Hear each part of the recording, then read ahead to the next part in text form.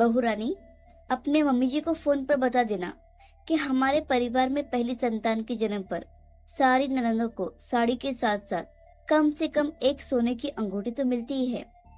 वैसे तो तुम्हारे बड़े ताऊ जी की बड़ी बहू की यहाँ से सबके लिए कंगन आए थे, मंझली ताई जी ने कहा। अब ननंद सिर्फ एक होती तो भी शायद मम्मी जी से कह देती, लेकिन यहाँ ताऊ और चाचा की मिलाकर 5 ननंदें थी। मेरे परिवार में तो अकेले पापा ही कमाने वाले थे। कई तरह के खर्च, मेरा भाई भी इंजीनियरिंग कर रहा था। शादी बड़ी मुश्किल से हुई थी। अब अगर पहले ही मुझे पता होता कि बच्चे के जन्म पर मायके वालों पर इतना दबाव डाला जाएगा तो शायद मैंने बच्चा पैदा ही न किया होता। मैं मन ही मन रो पड़ी। फिर मैंने अपनी हीरे की अंगूठी निकालकर सासू माँ को देते हुए कहा, मम्मी जी, जो गहने आपके पास है मेरे, आप उसे देकर परिवार की बहनों और लड़कियों के लिए जो देना चाहें वो ले आइए, लेकिन प्लीज मेरे मम्मी पापा पर छूचक के नाम पर गहने मत मंगाइए। सासू माँ ने तुरंत ही मुझे प्यार से डांटा, खबरदार, जो हमारे प्यार की सौगात को बेचने की बात की।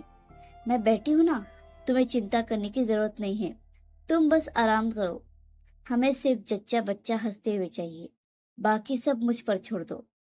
कुआं पूजन के दिन मेरा भाई छुचक के सामान लेकर आया।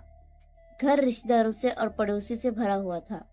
भाई नवजात को देखकर खुशी से भर रहा था, लेकिन मुझे चिंता हो रही थी कि अब पूरा खानदान आएगा और पूछेगा कि छुचक में क्या क्या आया है।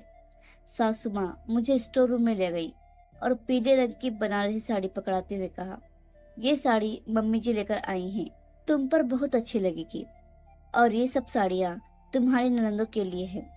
फिर उन्होंने मुझे एक एक चीज दिखानी शुरू की और मैं दंग रह गई। सारे कपड़े, चांदी के बर्तन, खिलौने और हर ननद के लिए सोने की अंगूठियाँ।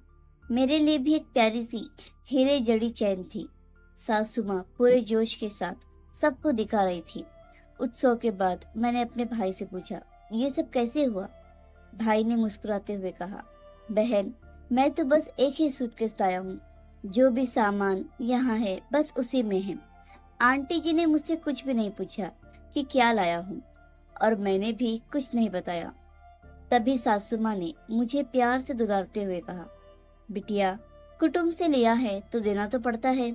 मैंने अपना हिस्सा भी इसके साथ जोड़ दिया है। उन्होंने बढ़िया दिया है, पर परिवार बड़ा है, किसी से कितनी अपेक्षा की जा सकती है।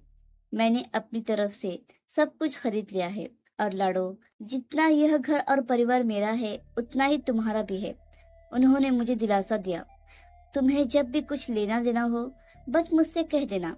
तुम्हारे भाई और तुम्हारी बुआ के लड़के के लिए भी मैंने गरम सूट खरीदे हैं। आखिर तुम्हारा सम्मान हमारा सम्मान है। मैंने हंसते हुए कहा, मम्मी जी, थोड़ा बदलाव चाहिए।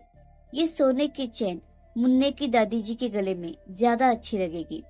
मेरे लिए तो बस इतने प्यारे परिवार का हिस्सा बनना ही सबसे बड़ी खुशी है। ये कहते हुए मेरी आंखों से खुशी के आंसू छलकने लगे और मम्मी जी ने मुझे अपने गले से लगा लिया। आशा करती हूँ ये छोटी सी कहानी आपको पसंद आई होगी। आपको यह कहानी कैसी लगी हमें कमेंट करके जरूर बताइए।